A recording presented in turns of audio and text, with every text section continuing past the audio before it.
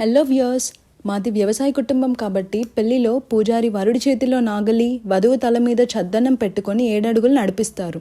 తర్వాత పూజారి వరుడి చేత దున్నించి వధువు చేత పత్తి గింజలు వేపించి పూజిస్తారు. దీన్నే నాగవల్లి అంటాము. నెక్స్ట్, అరుంధతి నక్షత్రం. పురాణాల ప్రకారం బ్రహ్మదేవుని కూతుని పేరు సంధ్యాదేవి. వశిష్ఠుని ఆదేశం చేత సంధ్యాదేవి తన దేహాన్ని అగ్నికి ఆహుతి చేసుకుంటుంది. ఆ అగ్నిలో నుంచి వచ్చిన స్త్రీనే అరుంధతి. తనని చూసి వశిష్ఠుడు వివాహం చేసుకొని తన చేతిలోని కమండలాన్ని అరుంధతికిచ్చి తాను తిరిగి వచ్చే వరకు ఎదురు చూడమని ఆదేశిస్తాడు. సంవత్సరాలు గడిచిపోతాయి. చివరికి తన ఆచూకీ కనుగొని అరుంధతికి చూపించినప్పుడే తన చూపు తిప్పుకుంటుంది. అలా అప్పటి నుంచి అరుంధతిని మహాపతివ్రత అంటారు.